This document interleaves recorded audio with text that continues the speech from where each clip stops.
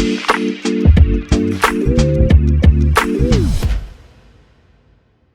right, hello. Welcome back. Chase Thomas Podcast. Taping this on a Thursday evening. It's Mr. Will Warren, Stats by Will himself. Will, good evening, sir. How are you? I'm doing well. I'm alive after I completely buried the Kentucky Wildcats last week. Mm-hmm. I feel responsible personally for their rise, and so I have come to beg and grovel at the feet of one. I'm presuming it's John. He can't be Jonathan. John Calipari. I bet you he is Jonathan, right? Like most people But are.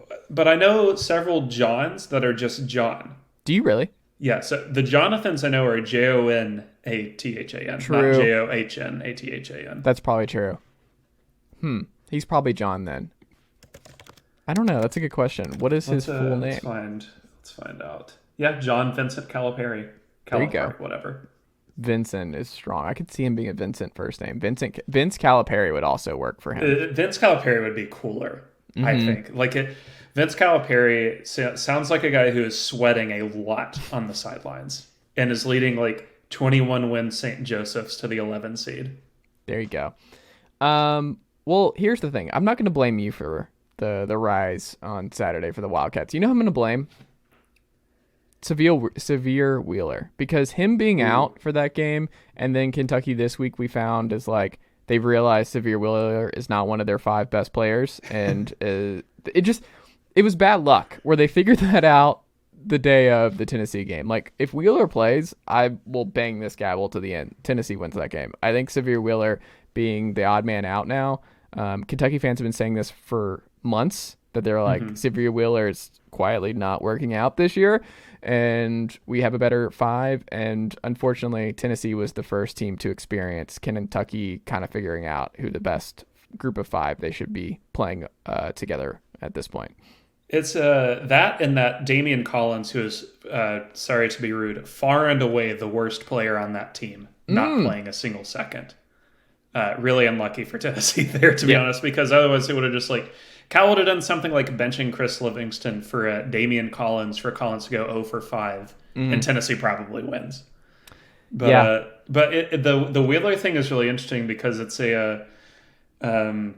I guess by my proximity of being a Tennessee writer, I follow several UK people now. And largely they're generally they're very civil. I really do not think Kentucky fans online are that rude, aside from your usual jokers and whatnot. Yeah. But they have had an all-out war for the last week about Severe Wheeler's value to the team. Yes. And they're blocking each other. It's it's a little battle inside the battle. I don't know what side I'm on there, but it's kind of like the advanced stats nerd versus the that boy nice guys. Yes. Severe Wheeler, not nice, frankly. Not a good player to watch. But advanced stats-wise, he shakes out pretty well. So I don't know where I stand.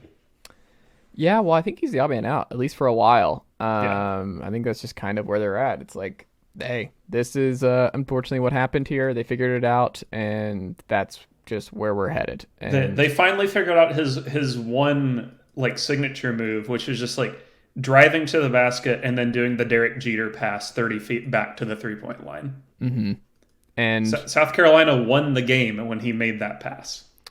Yeah. Well, look, I don't think the sky's falling. I'm not freaking out about Kentucky winning that game against Tennessee on Saturday. It sucked more with the circumstances where it's Candace is back, Houston's back, Chris Lofton's retirement. That is what sucked is the circumstances around that, and Barnes has owned Kentucky for the majority of his time here at Tennessee, that you're okay, this would have been great to happen on a Tuesday, Wednesday night, randomly in February. This is not what we needed at Saturday at noon for this. That was the thing, because you just kept stewing on it the rest of the day. Yes. You're just annoyed. You're that was dumb. What a dumb loss. Yeah. But it's one of those where it's as a fan, you'd prefer it in January versus March. True. But it also reaffirms everybody's worst fears, and everybody gets way more annoying online. So that's true. I want to start here. Your coach of the year to this point in the season is who? Will, who would you say right now is your Stats by Will Warren's coach of the year on January 19th? I think, and I've stood by this for a while, but it's impossible to do given how college basketball is structured. that there should be 3 coaches of the year every year. Hmm. You should have a Power 6 coach of the year. You should have a multi-bid mid-major league coach of the year, and then you have a single bid coach of the year. Okay. But we don't do that because we don't do things logically in college sports. So I have a short list of 5, and I'm just going to go. I'm going to go 1 through 5 and how I would personally vote. Okay. So coach of the year for me right now, Pat Kelsey, College of Charleston. We'll get more into them in a second. Yeah, I'm ready to talk more about them for sure. Kelvin Sampson at Houston, because it's strange because I don't think this is 1-to-1, but it's as close as 1-to-1 I'm going to get. So it's kind of like how Nick Saban and Kirby Smart never win Coach of the Year, because you're always like, well, they're supposed to be top 2. Yeah, but that doesn't make it any less impressive, the accomplishments they have when they make good on it. Like Houston's built this program from basically nothing, and Kelvin's never seen it. And I think if he won it this year, it'd be kind of more of a career achievement award. Because Pat Kelsey definitely has the stronger case given expectations and talent of the roster. But at some point, we got to give the best coach the best coach award. But the other 3, Randy Bennett at St. Mary's, really impressed with what he's done this year, especially on defense. And then 2 that I think have flown well under the radar, but deserve their flowers, so to speak. Jay Ladner at Southern Miss, team that went 7-26 last year, I believe is 14-5 right now.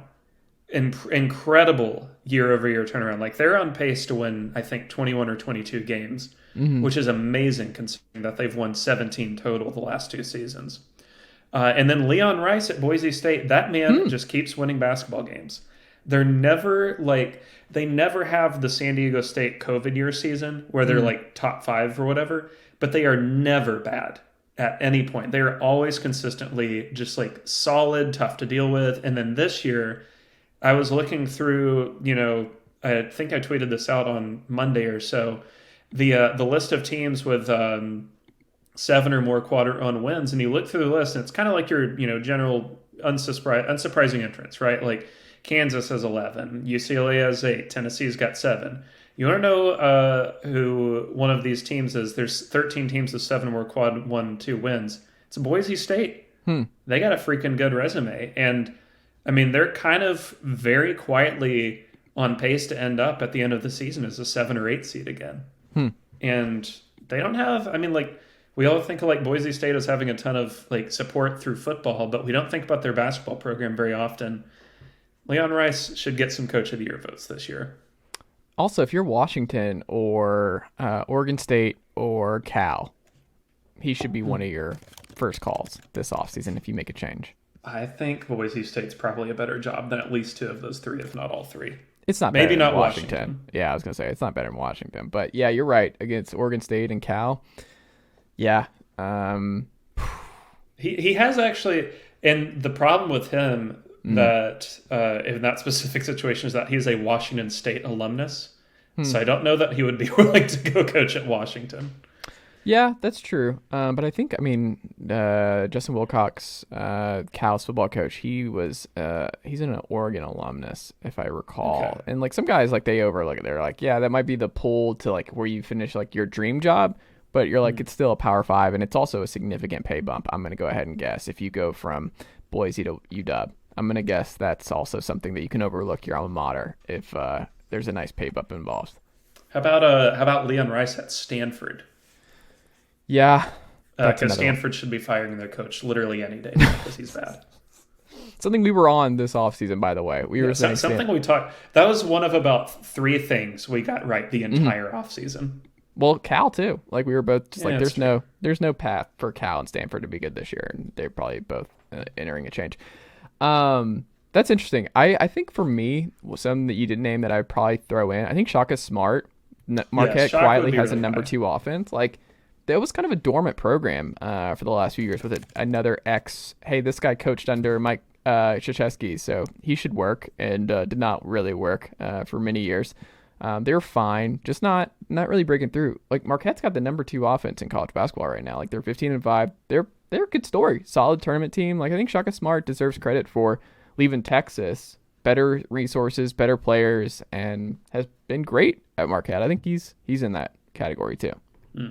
One that is faded that I think would have been like a shoe-in top 5 vote 2 weeks ago is Dan Hurley. And they can still fix it, obviously. They got a lot of talent. But he'd be on the periphery. And then a guy that I think should be getting more votes than I don't think he's getting any attention at all is Dan D'Antoni at Marshall. Really good team.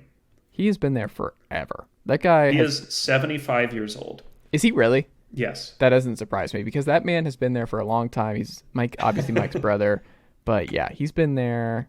Man, let's see, because he's from West Virginia. So is Mike. He has been there since 2014. Yeah, 18 years. It is amazing. High school coach for 30 years, NBA assistant for 10, and then he's just like, let's go do Marshall. Yeah, it's a good gig, man. It's a good gig. He's also in that. I also think it's funny, too. I feel like you're Matt Painter. You're like, what do you all want me to do? Like, I have the number one offense again. I lose Jaden Ivey and Zach Edey is the player of the year. And I also have a top 28 defense. Like, I've fixed the defense. Like, what more do y'all want me to do? Are you not entertained? Like, he's the gladiator saying just every night. He's like, what more do y'all want from me? Am I not the best coach this year? Yeah, Mick Cronin kind of could get some of that, too. Yeah, that's true. Well, you mentioned Charleston, who is 18-1 as of this week. Where are you at with him? So with Pat Kelsey doing a great job, obviously with Charleston, you're obviously a big Charleston fan. You love going there. I think you went on vacation there not too long ago. Yes. Will, if I seem to recall. Great city. Highly recommend Charleston. Beautiful campus. But they're also just a top 25 basketball program right now, and they're just really, really good. Explain Charleston breaking through in a bigger way this year and what Kelsey's doing that's just been so great. We'll have to talk about Pat Kelsey again when we get to the Notre Dame segment because I think that's going to be something. But they play a very attractive style of basketball, play very fast offensively, pound the boards, take a ton of threes. They're not super efficient at making the threes, but they rebound so many of them that they rarely will take a truly bad shot. And they have such a fascinating roster to me because none of these guys were anything at all recruit-wise out of high school. Like Dalton Bolin, who is one of their leading scorers, was a D2 player for West Liberty University who wore an eye patch for 2 years because his eye got poked in a game and he couldn't see out of it for a year.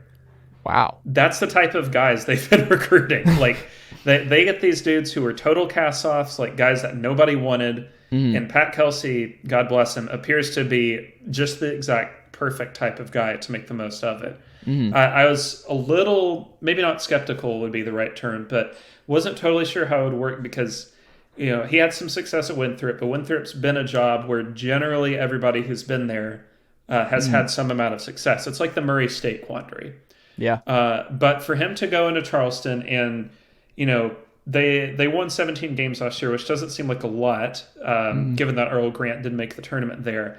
But, he comes right in, and it's just immediately a lot more exciting. They almost beat UNC at home last season. And then to come in this year, they win their little mini tournament in Charleston. You beat Virginia Tech and Kent State, and that Kent State win looks really good right about now. And basically, aside from a road blemish against North Carolina where they roasted UNC's defense, that's it. Now 19-1, 18-1 against D1 competitions. That should be clarified. But they have, per KenPom, an 11% chance of winning out in conference play, which is not high.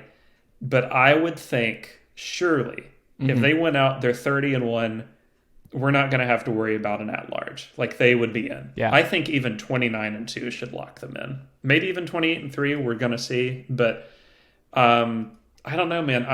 I'm not totally sold on the quality, but I'm very sold on the viewing experience and overall system of Pat Kelsey in Charleston. What do you think their seeding is right now? If they go, like you say, like they only lose one more game and they win the tournament, where do you think they land?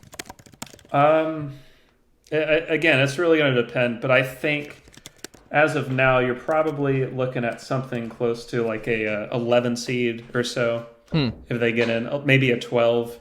The problem for them is going to be, one, the net ranking is not spectacular because they don't really blow teams out. They are 7-0 in games decided by 6 points or less, which is amazing for racking up the wins, but not great for, racking up your margin of victory.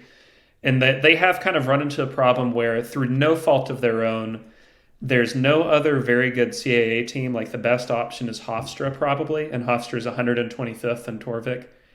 And Virginia Tech has come in well below expectation.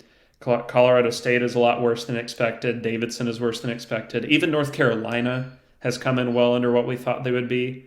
So, what looked like a very impressive schedule 2 months ago no longer is. But it doesn't matter if you win a lot of games. Like, if let's say they go 29-2, and whatever happens in the conference tournament, they are going to be the very rare 32-2, 10 or 11 seed. Yeah. But, I mean, that's still a massive accomplishment for them. I wonder how they get more respect. I guess, like, if you're a bigger school, like, do you want any part of this Pat Kelsey group in your December non-conference schedule? No, and that's why, like, you should just straight up not schedule them. I mean, they've run into before Loyola Chicago decided to fall apart this season. They ran into the Loyola corridor of... I've got to let Cedric out. The Loyola corridor of being too good to get any good opponents to come to your place anymore. So I think you're going to run into the same thing with Charleston if he stays, of course. That's the important piece. If Pat Kelsey stays... This is a really good video, by the way. I can't wait for people to see it. If Pat Kelsey stays... then I don't think they're going to get this whole mini tournament in Charleston. They're not going to be able to have North Carolina come to their place anymore. It's, I don't know. But they'll get there when we get there. When they get there, right? That's a future them problem. Yeah. I want South Carolina and Clemson have to play them year over year now. South Carolina should just be forced to play everybody on the road at this point. Not to be rude. You earn your home games when you win. There you go. Speaking of just rough programs this year, Oregon State, I think they're 7-11 as of this recording. Just terrible KenPom scores all across the board. You were pretty low on Oregon State. Is there what optimism would you shed, or would you just say this is rough and nobody's fixing this right now? The optimism I would shed is that they live in Oregon, which is a very pretty state, and they should go outside instead of watching the basketball team play. No, I honestly though, all you can sell at this point, and I mean, frankly, I think people should have seen this coming. Oregon State has sucked for 7 years straight, outside of one random, unrepeatable, complete fluke of a tournament run. And they beat Tennessee. Yeah, I know, really stupid, but I mean, They were not a good basketball team that year, but they got hot at the right time, and that's awesome. You get to remember that forever. Nobody can ever take that away from you. But that did not suddenly make them a good program. I mean, KenPom expects them to finish 4-16 in the Pac-12, 10-21 overall, and that would be the third time in 7 seasons they've won 10 or fewer games. So and the problem is that after the fluke Elite Eight run, they locked Wayne Tinkle into a huge contract that's going to be really hard to get out of, unless they can agree to a reduced buyout or something. But I just don't see the path forward here. I understand they're one of the least experienced teams in college hoops. They have 2 seniors on the entire roster. They project to bring pretty much everybody back, but at the same time, this is the portal era.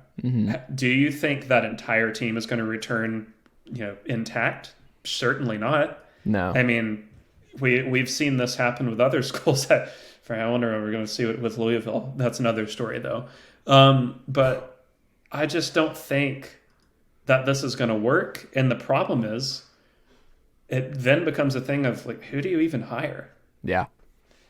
Because my first thought here, and this is just frankly this is the level they can get, is go get the best coach out of the Big Sky. Go hire Eastern Washington's guy, David Riley. Go hire Montana State's guy, Danny Sprinkle. You can go from Tinkle to Sprinkle. How good would that be? Right there is your thing. So you had shoot, his name. So it was Portland State. I'm thinking of. They had a coach named like Ken Bone before that was a guy. Everybody in Oregon's got these really horny names, which is disgusting. So you go from Wayne Tinkle to Danny Sprinkle. You got something going, and then imagine if they ever bring the tournament back to Hinkle. Imagine you make the tournament, you go to Hinkle, Sprinkle, and Hinkle. You had Tinkle and Hinkle already. There you go. Can you tell I haven't watched Oregon State play in 2 years? There's no reason to. I don't think Oregon State fans have watched Oregon State play in 2 years. They shouldn't have. They'd be a lot happier. Rutgers, though, speaking of dormant programs that, hey, they are maybe turning the corner. Like, they have one of the best defenses in college basketball this year. They have a good system, a good identity. Like, you know what you're getting with Rutgers basketball at this point. And that's a thing. Find your niche. There's a niche over there in Piscataway, New Jersey. And they just landed Ace Bailey, a 5-star kid. What do you make of where Rutgers is going? Like, when you look at the Big Ten, and it's a deep conference, obviously, but I mean, they've been playing above expectations. Their defense is solid. Like, what can they really be, and how big of a deal is Ace Bailey or the kind of scheme that you see Rutgers utilizing? Rutgers basketball gives off a lot of the vibes of like peak Pat Fitzgerald Northwestern. Yeah. Where they, this is not to be rude, but they are kind of unwatchable a lot of nights. Yeah. But that's because they are so good and so nasty defensively. Like, I can't remember which coach it was. Maybe it was Matt Painter who said, or it was Brad Underwood one, who said, if I ever got in a street fight, I would want those Rutgers guys with me. He's right. Like, we talk a lot about like finding your identity in college sports. Rutgers very much has their identity. I mean, they are physical. They are brutally hard to play against. Their little bandbox of a gym is a horrible place to try and win. I mean, we've seen them pull off some crazy upsets in years past. But that's a program I really like. Steve Peichel, that dude can coach. And, you know, for the good of the sport, I really hope he stays around long term. I don't totally know what job would pull him away at this point, short of like if UConn somehow opened. But even so, I don't think, I mean, like, he's got it made there right now, where you've got fan investment, you've got university investment. They're willing to give you what you need. And now your hard work is being paid off by landing great recruits like Ace Bailey. And, you know, personally, two of us being Tennessee guys, huge relief, because this guy was widely expected to go to Kentucky. Auburn. So thank you, Steve Peichel. Absolutely. And I also just think it's cool to see, like, it's not fun. Like, Kentucky's obviously not even doing that all that much with their 5 stars of late. Like, spread it out a little bit. And I like just random, like, it can go the Gigi Jackson way at South Carolina, but it also can go the Ace Bailey way in Rutgers. And I think it's probably more reason for optimism there. Do you think they're a tournament team? Oh, yeah. Rutgers is easily a tournament team. Okay. I think, one, if the Big Ten tournament were to happen tomorrow, I would have a hard time being swayed away from picking Rutgers to win the entire thing. Really? I think their defense in those little one-off games, that is a hard thing to crack. Much more so than, like, Purdue's improved defensively. They're better than they were a year ago. Yeah. But I still don't the team's trust better them. than Rutgers defensively this year. Tennessee, Houston, end of list. Yeah, I think that's correct, yes. But I think Rutgers, we're gonna have to see how this shakes out, because there's a lot of season left. And as I look at bracket matrix right now, they're up to a 5 seed. There is a very realistic path for them ending up like a 3 seed by season's end.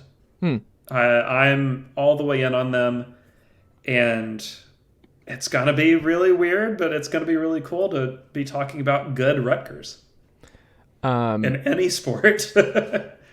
Without looking, who would you guess is the only team with 6 losses and still has a top 10 defense in college basketball right now in KenPom? It's going to be like San Diego State or someone. Do you want me to tell you? Let me think on this. I'm going to cook it up really quick. It is... And excuse me, I meant 8 losses. Sorry, I said 6. Creighton. I meant not Creighton. Oklahoma State. It is Oklahoma State. 10-8, and they have a top 8 defense. Number 7th. Number 7. Those guys love not scoring unless they have Cade Cunningham on their team. Yeah. Is his dad still on staff, or was it his uncle? Who was it? It was some relative. Yeah. I wonder if they really seem to be helping, frankly. That's just a sad job. Like we grew up with good Oklahoma State Cowboy basketball, and that's just it's a program just outside of the Cade Cunningham blip, not trending in the right direction, I would say. This is gonna be interesting. Your biggest hot take, Will. Give me your biggest hot take that you wanted to share here on this edition of the program. You're so excited, like, because I've got 2. Will is like, to peel back the curtain a little bit. I've always said this about Will. One of the many reasons I love Will is that, like, he says, like, he can be as tough on somebody as I've ever heard, but it sounds so nice. Like, Will is like, he's got the sports radio personality takes, but they don't come off like Mad Dog Chris Russo. Like, it's just it's so funny. He can get away with anything because it sounds so nice. Will, what's your hot take? I feel like it's gonna be mean. I've got 2. No, one is positive and one is negative, and I'm going with the positive one first. Okay. But I can't do like the Grover from Sesame Street voice tonight, where it sounds like I smoked a pack. But hot take number 1: Northwestern is making the NCAA tournament. Oh. They're getting in. I'm all in on this team. I do not enjoy watching them. I don't advise watching them. I think you should, put some screws in your cereal and chew that up before you watch a Northwestern basketball game. This is a team that ranks 339 in field goal percentage. But I'm ready to believe their defense is elite. They are incredible at blocking shots, incredible at forcing tough twos. And whenever I'm looking for teams like this, I'm always like, all right, which team is unlucky and has deserved better results? Northwestern kind of matches it. Like, they should have beaten Rutgers. 100% should have beaten Auburn back in November in that 43-42 disaster game. And when I look at the rest of their schedule, pretty favorable, pretty quick. Like, they only played 2 top 30 teams the rest of the season. Purdue at home, Rutgers on the road. Split those. Take care of business elsewhere. Like, if they get to the Big Ten tournament with 19 or more wins, I think they're on the right side of the bubble, because that means they're going to be 10-8 in Big Ten play. How many over/under Julia Louis-Dreyfus has shown 7 times for the first round game for Northwestern in the tournament? Would she still attend it? Because I thought that was just because she had a kid on a relative or something on the roster. I think her kid played, if I remember correctly. Okay. Yeah. But maybe they're both in the stands together. I was going to say, they probably come back. Yeah, better yet. Over under 23 times an announcer tells you that Chase Audige is the best basketball player on the team after he misses 9 mid-range jumpers in a row. Over under 5, how many times the announcers tell you that they lost their big center to Duke and they haven't missed a beat? Yeah, over under 5,000 journalists who tell you they went to Northwestern the week of March 17th. Okay, are you ready for the negative take? And then you can... Or you that can was do a sneaky yours negative take, by the way. Will just did a sneaky negative take because you're like, this is a positive one. You're talking about, like, you're going to have to eat your screw cereal over here and face reality that Northwestern's going to be a tournament team. It's only nice for Northwestern fans. It's like that Trump tweet where he said, I'm no fan of Sharks, folks, but they're too bad. They're going to be around for a long time. I'm no fan of Northwestern's offense, but too bad. It's going to be around for a long time. Who's number 2, Will? Okay, here's my hot take. Michigan State is missing the NCAA tournament. Is this it for Tom Izzo? I think he kind of gets to name his expiration date. But so they've kind of gotten this buzz lately because, they started out 5-4, lost at home to Northwestern, by the way. Let's go Wildcats. And then they ripped off 7 wins in a row, and people kind of did the edging in of like, oh, Izzo's back at it. Michigan State's good again. And lo and behold, they got dropped by Illinois in a game they probably should have won, and then failed to pull the upset of Purdue. Now, at the time of recording, they're playing Rutgers, so this take could look stupid real fast. Because if you beat Rutgers, you're going to be fine. But I've yet to be convinced at any point this season that this team is very good, frankly. Because the best win sits as Penn State, and Penn State's also a bubble team. The Kentucky double overtime thing back in November has not aged very well. The win at home over Villanova, same thing. Win over Oregon, same thing. they don't really have many good wins. I mean, Michigan's not good. I don't think you and I are going to disagree that Wisconsin's probably not good. Yeah. Yeah, I don't see it. They've been really lucky to get to the record they're at. They're 6-2 in games decided by 6 or less. Like, I mean, very realistically, could have lost some stinkers like the Michigan game. Could have lost to Portland. They beat Portland by 1. Beat this bad Villanova team by 2. They're trending in the wrong direction, and I kind of think this could be the year they finally miss. Which, again, that's a miss for us because we were kind of high on them coming into the year. That there was a case that they could be a pretty solid team. Well, I was high on them in the sense that I thought they'd be like top, borderline top 25 to top 30. They're not even close. No, they're not close. I think they have a stronger chance finishing outside of the top 50 than they do getting back inside the top 30. And kind of the flip side of the Northwestern schedule thing, remainder of Michigan State's schedule is sneaky difficult. So I'm going to read out, these are the quadrant 1 opponents that are left because there are 8 among their final 13 games. Rutgers tonight, road Indiana on Sunday, road Purdue, road Rutgers, road Ohio State, road Michigan, road Iowa, home Ohio State to close the season out. That could very easily be 2-6. And if you go 2-6 and your best win is like, I don't know, home Ohio State and maybe sweeping Michigan, is that enough? Probably not. So there you go. Man, that's rough. I want to hear your hot take. My hot take. I don't know why, like, we are overlooking. I didn't even mention him in the Coach of the Year conversation, but it's CJ Ultenberger, right? Where my hot take, and I still will never pronounce his name correctly. TJ Otzelberger. TJ Otzelberger. It's something you got to say very slow. Why is he not the favorite at Texas? Like, he just loses his best player to Texas. They came out of nowhere last year, a deep tournament run last year, where I see like John Calipari's name come up. My take is like, I think sometimes these coaching searches, they just overlook, like, Rick Barnes was not a sexy name when he was hired at Tennessee.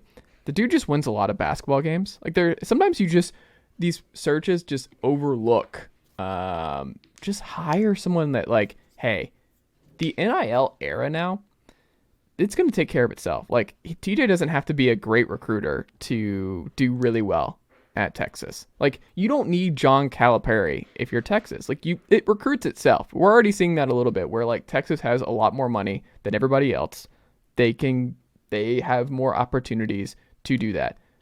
If you're Texas, like, I just think some programs just hire the best coach. And I think TJ is just like someone who, we forget how horrible of a situation it was at Iowa State just a couple years ago. Horrible.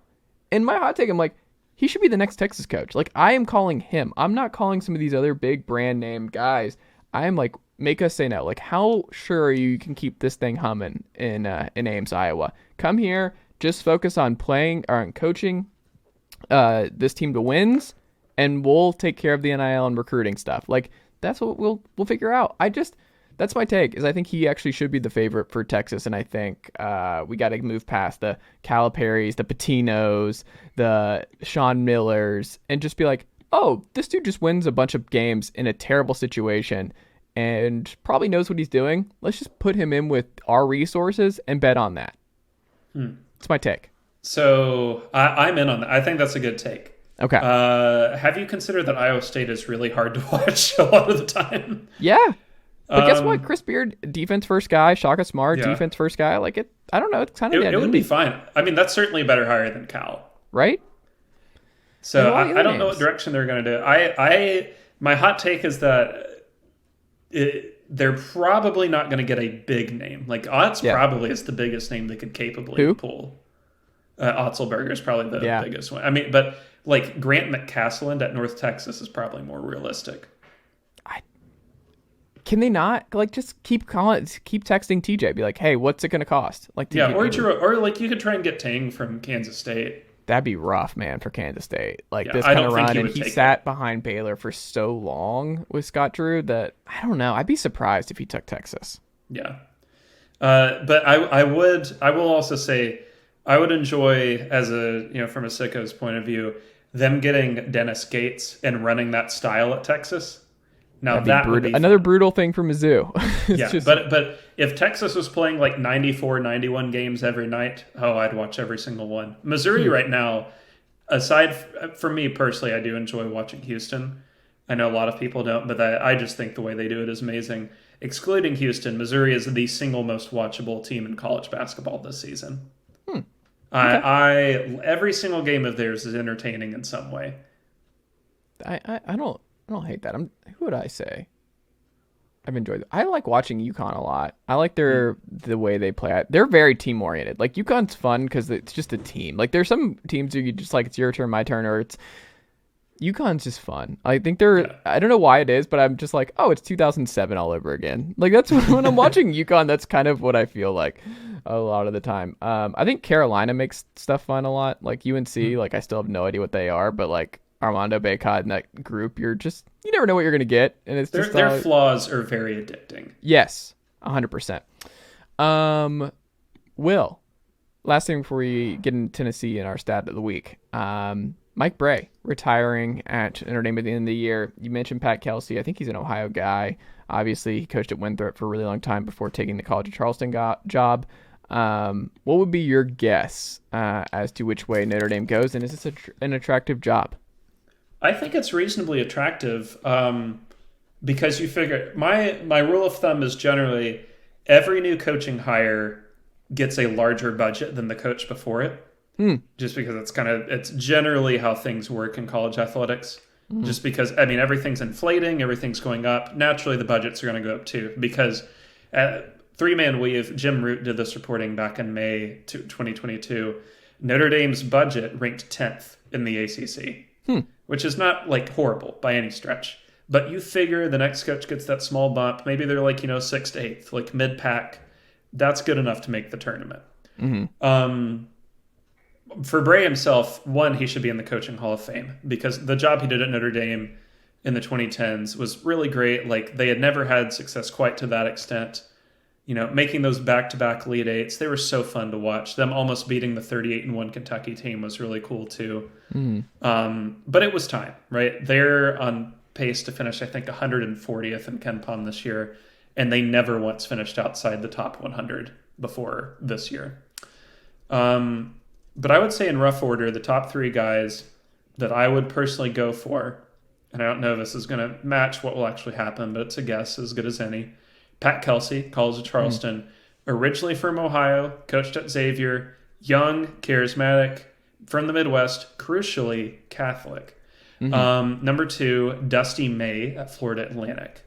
That one is going to be a tough pull, but Dusty has more of a Midwest background than people realize. His alma mater is Indiana, was an assistant at Eastern Michigan before he came to the South. So he's got a lot of experience up there. And I think he, again, a similar charismatic guy. FAU has been wonderful to watch this year. Really had a great time following their story and seeing them kind of come out of nowhere of sorts to, take the CUSA by storm. The third wild card here, it's not as sexy a candidate, but it's a guy that I am like 100% confident would say yes and would treat the job with utter seriousness. Brian Wardle at Bradley. I do not think he gets the respect he deserves because he turned Green Bay into a really good job, won 48 games his final 2 years there, has won 20 plus at Bradley 3 times, and Bradley had not been very good for a while, has made the tournament, on pace to win the MVC this year. From Illinois, has spent his entire career in the Midwest. It would not be the headline stealing hire that like a Pat Kelsey would be, but in the event Pat Kelsey says no, I think that's a really good backup. That's a guy who's won a lot of games, has won games at different schools, has a ton of Midwest recruiting experience, knows your area really well. That's as good a shot as any, right? I'm curious. Do you know who you didn't mention? Is Ed Cooley Catholic? Um, Isn't Providence a Catholic school? I think so, but I don't think Notre Dame is a better job than Providence at this point. But can it be? Does it have more upside if you do it right? Yeah, but I think it kind of honestly boils down to 10 teams versus 15. You're in a better position to win the Big East than you are the ACC. I also wonder too, like, I mean, obviously the women's basketball program is a juggernaut. They're still top 10. McGraw retired a couple years ago, and Coach Ivy is doing a great job this year. There's buy-in on that front. Obviously, Marcus Freeman getting a lot of buy-in on the football standpoint. The baseball team, unfortunately, beat Tennessee in the Super Regionals last year. So they're in good shape, I think, across the board athletically. I wonder if they're a big spender and they're like, we can do bigger than Bradley. But like what we've said, I wonder if they go brand and they just overemphasize stuff like that, or just take a chance. Just hire a really good coach and use your resources to make that coach pop. And I don't know. I'm curious which way they end up going. And the other thing that fans are going to have short memories, but something people are going to not recall, Mike Brey came from Delaware. Like, that was his job before he took over at Notre Dame. He was a 41-year-old jumping from Delaware to Notre Dame. That's kind of the type of guys you're generally going to get, is, younger-ish guys who are making the leap from mid-majordom, most likely single-bed leagues, to the big time. Will it always work out? No, but it's as good a chance as anything else. And, I mean, there's no more guarantee that a monster name would work out than it is, like, a Dusty May or a Pat Kelsey or a Brian Wardle. How surprised would you be if it was Chris Mack? I would actually be quite surprised by that. Okay. He doesn't strike me as a guy who would want that type of thing. But it definitely makes sense from a regional standpoint. I don't know. That's it's an interesting name and job to follow. Tennessee, they survive. Mississippi State, bunch of dudes out. Didn't really matter. Julian Phillips, an absolute dominant rebounder. That's his best skill right now for Tennessee. He's really good at that regard.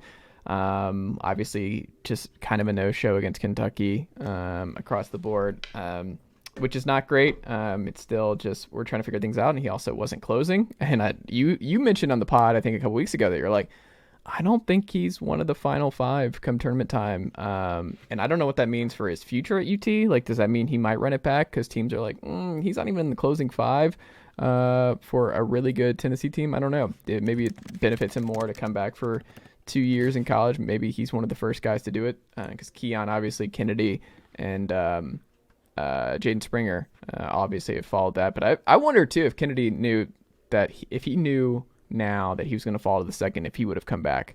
My hunch is he would have come back. But ultimately, he landed in Memphis, where he's from, and all that, and I'm sure he's happy. But either way, what did you see against Mississippi State and different guys having to step up, specifically Zakai Ziegler, who had a big scoring night? Well, I thought it was a tremendous team win, where you walked into that game and you saw, like, okay, Vescovi's out, that makes sense.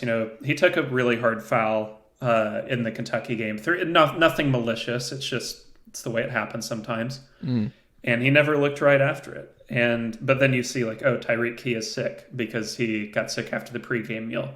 Don't get Chipotle, guys.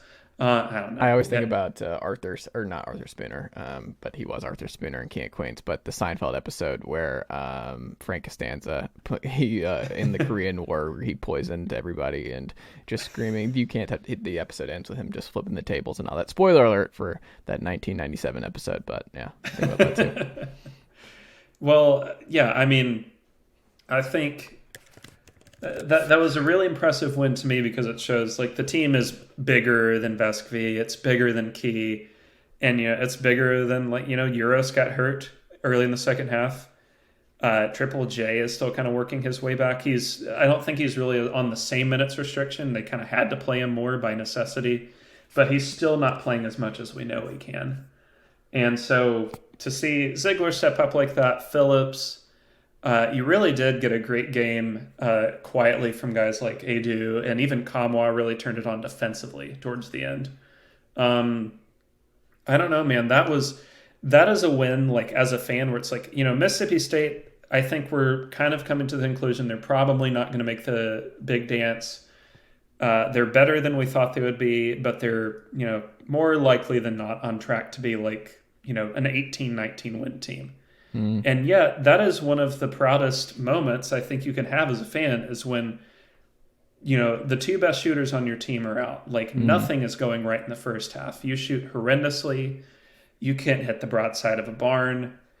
You look like all of your greatest flaws have come to fruition. And it's just like in your head, it's a write-off of like, this is as bad as it possibly can get. And what a bummer it is for this to happen after Kentucky. But to rally like that and, not only win, but win by double digits, I don't know. It just shows me like this is probably, I don't think the star power is what it has been in past years where you had Grant Williams or Admiral or, even Kennedy last year. But you have a greater team on the whole than I think Tennessee has ever had since I've been watching. The depth they possess is going to be really, really dangerous come March. And I think it shows you yeah, Kentucky, that wasn't fun, but you're at a point now where you can survive when like one of your best guys is out or, like somebody's not hitting or somebody's just not having a good night. Like, I don't know. I was crazy. I was very, very impressed by how well they, overcame such of a situation. Yeah, and look, I can only imagine what practice was like for this Tennessee team following that loss to Kentucky. Like, I can only imagine how brutal that was. And also, a lot of Josiah Jordan-James minutes that I did not see coming. I know they kind of had to, but they kind of didn't. I don't know. That's a very good sign if you're a Tennessee fan. Yeah, for him to be playing 62 of the last 80 minutes, yeah, that's a good thing. That's, frankly, what you're going to need in 2 months. So. Yeah, for sure. We'll end here. Your stat of the week this week, Will, is what? So dating back to a year ago today, January 19th, 2022, 9 teams have won 30 or more basketball games. So how many of them can you name? And I will go ahead and spoil for you that number 1 is Kansas. So okay, so repeat that question again. 9 teams have won 30 or more basketball games in the last calendar year. How many can you name? Okay, can you do the fingers up while I do this? Okay, so I can keep track. Purdue. Okay. Arizona. Gonzaga. No. What? Yeah, I know. Gonzaga not? Okay. 29. Now you've got, I'm concerned if Gonzaga is not on this list. Baylor? No. You gotta remember Baylor did not close last season well. Okay. Now you've got me. I said Purdue. Hold on. Now you have Purdue and Arizona. I got Purdue. Oh, Houston. Yeah. Not Illinois. Auburn? Not Auburn. Again, closed last season really bad. Texas? No Texas. There is a Big 12 team in this. There is a Big 12 team that I'm missing. Last year's champions. Who? Last year's champions. Who won the Big 12 last year? Why am I blanking? Just tell me I'm the Big 12. Starts with a K, ends with an S. Hold on. We already said Kansas, right? Yeah. Oh, so yeah, that's 4. Sorry. I was gonna say we are already out of Kansas. So you were doing this. I'm like, I thought I was like, who am I missing? Because like Kansas. Okay, that makes a lot more sense. That's 4 of 9. Okay, because I was like, we started off with Kansas. I'm thinking. Give me a conference that I've left out here. You have not. I don't think you've actually said an ACC team yet. It's not Duke. It's not North Carolina. It is actually both of those. Is it really? Okay, I was the like Final Four helped a lot. I was gonna say that because this year is obviously. So you need 3 more. Okay, what conferences? Pac-12, SEC, and a mid-major conference. Murray State? Not Murray State. Okay, mid-major. I'm trying to think. I'll come back to St. Mary's? Not St. Mary's. Pac-12 and SEC are the other 2. Pac-12, I will say... Who am I leaving out? Who's obvious that I'm leaving out? USC. Or UCLA, excuse me. UCLA. Yes, I meant that's UCLA, 7. yeah. And then an SEC school. Tennessee. Yeah, so that's 8. Okay. Do you want me to tell you who the 9th is? Because it shocked me just as I would have never guessed. Okay. Hold on. What conference? That's not good. Let He me doesn't find know that out for you real quick. Oh, shoot. The CAA, right? CAA. It's an sports agency. Yeah, Colonial Athletic, CAA. Oh, God. I have no idea. Who would that be? UNC Wilmington. Oh, wow. The Seahawks are 31-9 in their last 40 Wow. games. They have more wins than all but I think 5 college basketball teams in the last year. That's bonkers. I know. We got to become PR guys for it. Takayo Siddle, who's their head coach. Was he there last year too? Yes. So he has won, counting this season so far, 42 games in the last season and a half. He has Next Clemson coach? Actually, I think Clemson's keeping their guy, right? Like Brad Brownell is doing the thing he does every single time this happens, where he's on the hot seat and it's like, oh shoot, better win 22 games, and then they just keep him. Maybe NC State. I don't think they're going to be able to fire Keats. That would be really funny, actually. Louisville? Oh my God. Louisville, I don't even know. But you know what's amazing about Louisville, you won't be shocked to hear Louisville has won fewer games than any other Power 6 team in the last year. You know what's cool too about Louisville? Like, here's the thing: the one only reason for optimism at Louisville, that was still a packed house against UNC. The world on has Saturday. not ended yet.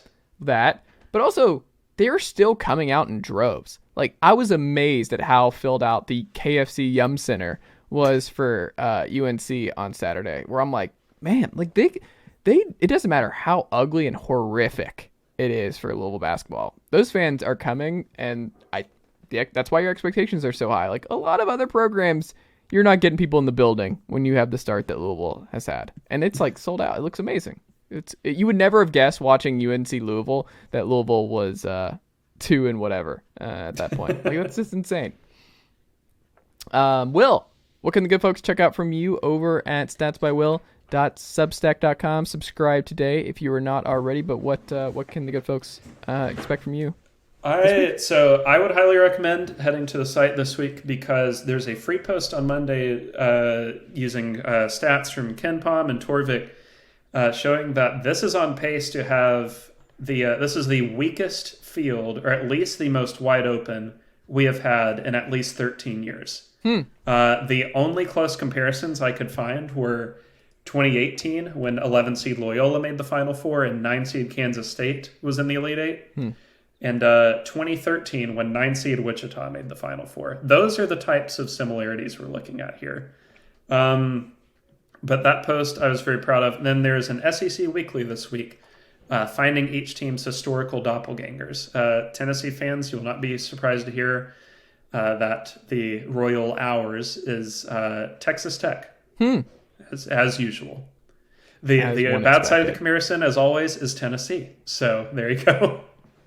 Interesting. Okay. I like it.